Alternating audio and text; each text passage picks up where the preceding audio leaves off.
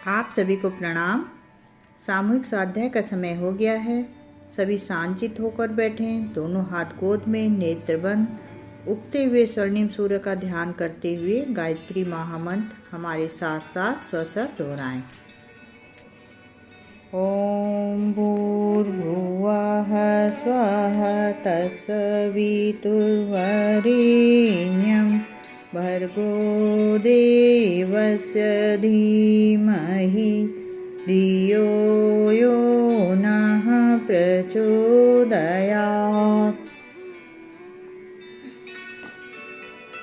हमारा युग निर्माण सत्संकल्प। इंद्रिय संयम, अर्थ संयम, समय संयम और विचार संयम का सतत अभ्यास करेंगे। परम पूज्य गुरुदेव एवं वंदनीय माता जी की सूक्ष्म उपस्थिति में आज का स्वाध्याय।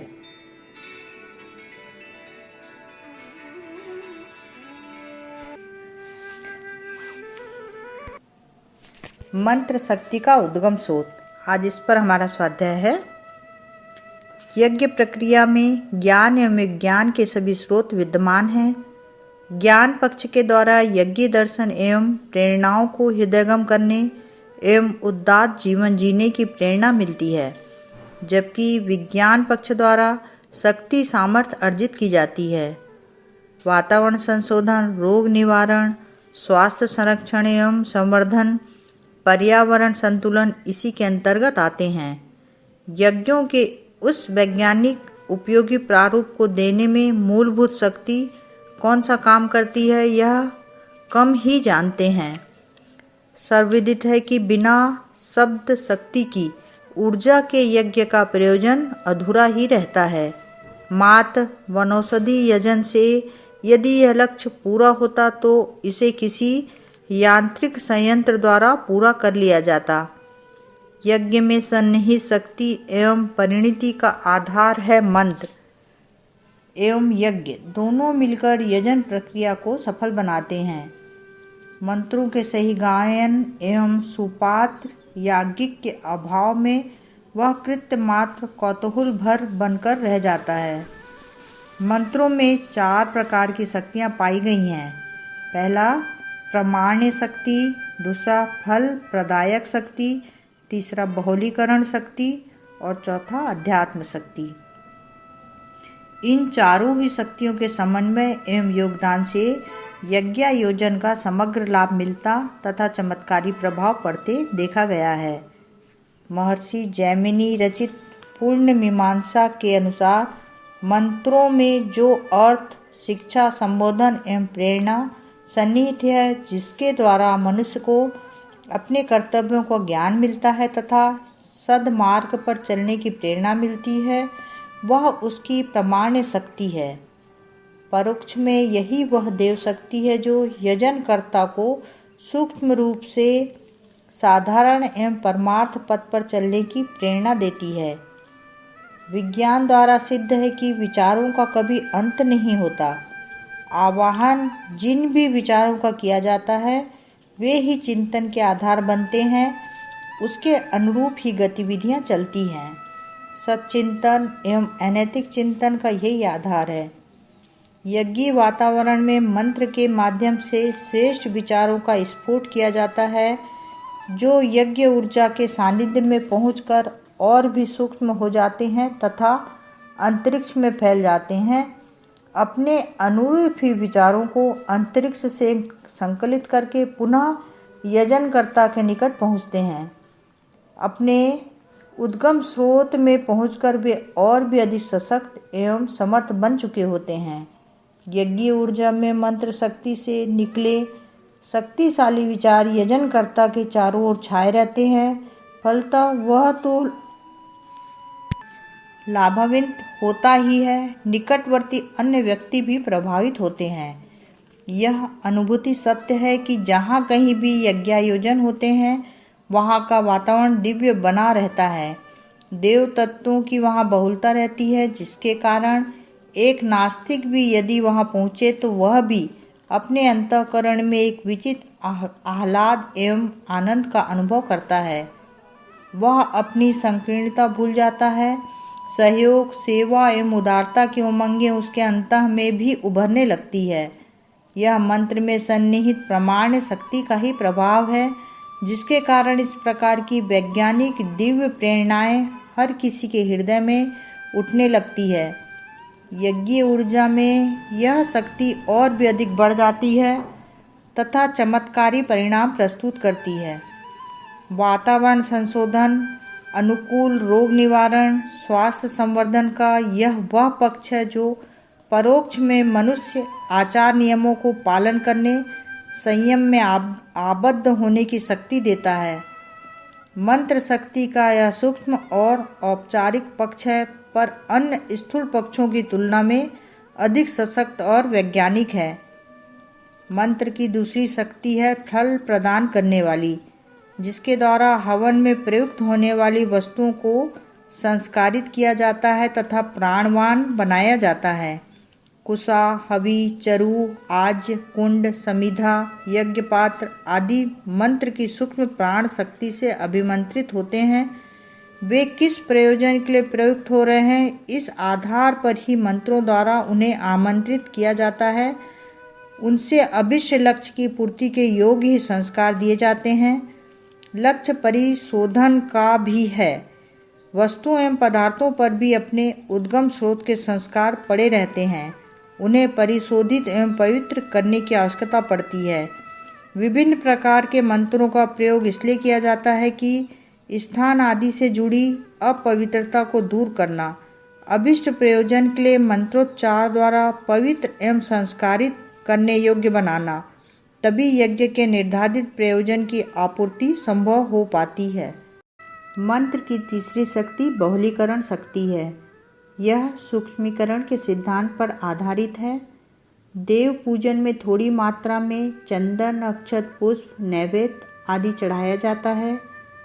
देवताओं का आकार एवं विस्तार अधिक है। ऐसी स्थिति में उनकी तुष्टि एवं तृप्ति इन थोड़ी वस्तुओं में किस प्रकार होती है, यह संदेह अधिकांश के मन में उठता है। स्पष्ट है कि देवता व्यक्ति नहीं शक्ति होते हैं। उनके स्वरूप भी स्थूल न होकर सूक्ष्म होते हैं। उन्हें सूक्ष्म आहार ही अभिष्ट होता है। देव शक्तियाँ सूक्ष्म ब्रह्मांड में फैली हैं। उन्हें पोषण देने, आकर्षित करने के लिए वस्तुओं की सूक्ष्म विशेषताओं के साथ मंत्रों की विशिष्ट प्रक्रिया द्वारा स्फोट कराया जाता है। फलतः थोड़ी मात्रा में चढ़ाई हुई वस्तु भी सूक्ष्म होकर अधिक सामर्थ्यवान बन जाती है। देवत्व परिपोषित एवं परिपुष्ट होकर अपने अनुदानों की वर्षा करता है।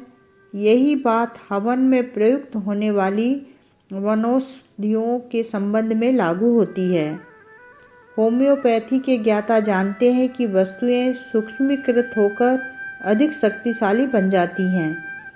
अधिक पोटेंसी वाली होम्योपैथिक औषधियाँ अधिक सूक्ष्मीकरण के सिद्धांत द्वारा ही विनिर्मित होती हैं। प्रयोगकर्ता के ऊपर इनका शीघ्र तथा चमत्कारी प्रभाव पड़ता है। यज्ञ अग्नि में वनौषधियाँ सूक्ष्मीकृत होकर शीघ्र तथा अधिक प्रभावकारी सिद्ध होती हैं। इनकी प्रतिक्रिया भी व्यापक स्तर पर होती है। मंत्र की बहुलीकरण शक्ति द्वारा यज्ञ में प्रयुक्त होने वाली वस्तुओं पर स्फोट किया जाता है। यह प्रक्रिया वैसी ही है जिस प्रकार पारमाणविक ऊर्जा प्राप्त करने के लिए परमाणुओं को तोड़ने की। इस प्रक्रिया द्वारा होमीकृत वस्तुओं की सामर्थ्य तो बढ़ती ही है, प्रभाव भी व्यापक क्षेत्र में पड़ता है। जीव, जंतु, वृक्ष, वनस्पति सभी लाभान्वित होते हैं। वातावरण संशोधन एवं अनुकूलन का प्रयोजन पूरा होता है। मंत्र की चौथी आयातयाम अथवा अध्यात्म शक्ति वह है जो कि किसी विशेष व्यक्ति द्वारा विशेष स्थान पर विशेष उपकरणों से पैदा होती है। विश्वामित्र ऋषि ने गायत्री तत्व की साधना को पूरी तन्मयता एवं विधि विधान के साथ लंबे समय तक किया। फलस्वरूप गायत्री के मंत्र दृष्टा बने। विशिष्ट साधना निश्चित समय, निश्चित स्थान एवं एक निर्धारित विधि द्वारा किए जाने पर चमत्कारी परिणाम प्रस्तुत करती है। साधना में प्रयोग वाले पात्र एवं स्थान भी तप की ऊर्जा से असाधारण रूप से प्रभावित होते हैं।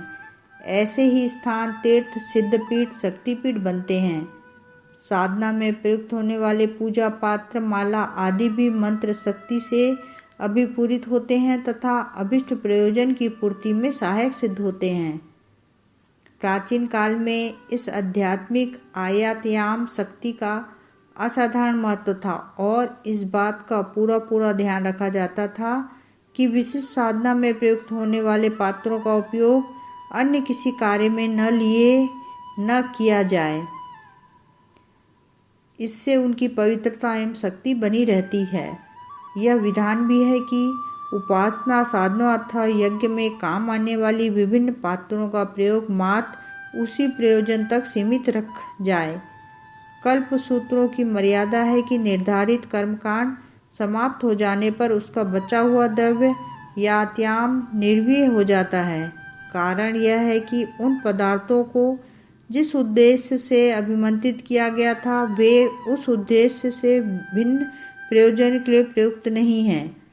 यही कारण है कि विभिन्न कर्मकांडों के उपरांत बचे द्रव्य आदि को नदी आदि में प्रवाहित कर देने का विधान है। वस्तुएं ही नहीं, व्यक्ति भी मंत्र की आयातयामता शक्ति से अभिपूरित होते हैं। तांत्रिक अघोरी अपनी क्रियाओं में दक्ष होते हैं पर वे अन्य कोई कर्मकांड नहीं करा सकते। इसी प्रकार यज्ञ आदि कराने वाले आचार्य भी अपनी पात्रता को उसके अनुरूप विकसित कर लेते हैं, तभी यज्ञायोजन का अभिष्ट लाभ पूरा हो पाता है। विभिन्न कर्मकांड अथवा यज्ञायोजन के लिए अभिष्ट पात्रता का अभाव हो तो भी उसको उतना लाभ नहीं मिल पाता। यही कारण है कि शास्त्र निर्देश देते हैं कि सुपात्र योग्य आचार्यों से ही यज्ञायोजन आदि का कृत्य कराना चाहिए। सर्वविदित है कि गुरु वशिष्ठ ब्रह्मज्ञानी थे, योग्यता भी कम नहीं थी, पर राजा दशरथ को पुत्रेष्टि यज्ञ कराना हुआ तो श्रृंगी ऋषि को बुलाना पड़ा। ऋषि वशिष्ठ पुत्रेष्टि यज्ञ को करा सकने में अक्षम थे। श्रृंगी ऋषि द्वारा पुत्रेष्टि यज्ञ कराए जाने पर भी अभिष्ट लक्ष्य की पूर्ति हुई। मंत्रों में सन्निहित चारों शक्तियां मंत्र को समग्र एवं अभिष्ट प्रयोजन की पूर्ति के लिए समर्थ बनाती हैं। यज्ञायोजन की सफलता मंत्र शक्ति के ऊपर ही निर्भर करती है। किस शक्ति का किस प्रकार लाभ उठाया जाए, इसके लिए यज्ञ की विभिन्न मर्यादाओं का पालन करना होता है। विविध कर्मकांड दिखते भर सामान्य है, पर उसमें प्रत्येक अपने में विशेषताओं को समेटे हुए हैं। प्रत्येक के वैज्ञानिक आधार एवं एक निश्चित लक्ष्य है। मर्यादाओं का भली भांति पालन किया जा सके, मंत्र में सन्निहित चारों शक्तियों का बोध हो सके तो शब्द शक्ति के माध्यम से यज्ञ प्रक्रिया का ठीक प्रकार से लाभ उठाया जा सकता है। आवश्यकता यज्ञ प्रक्रिया में प्रयुक्त होने वाले एक एक मंत्र की सूक्ष्म वैज्ञानिक विशेषताओं को समझने, भली भांति हृदयंगम करने की है। इस कार्य पर वैज्ञानिक शोध तो अनिवार्य है ही, श्रद्धापूर्वक मंत्रों का सुनियोजन कर यदि यजन संभव हो सके तो वे सभी लाभ उठाए जा सकते हैं जिनका शास्त्रों में वर्णन है। आज का स्वाध्याय यहीं तक। कल हम मंत्र शक्ति का रहस्य इस पर स्वाध्याय करेंगे। आप सभी को पुनः प्रणाम। धन्यवाद।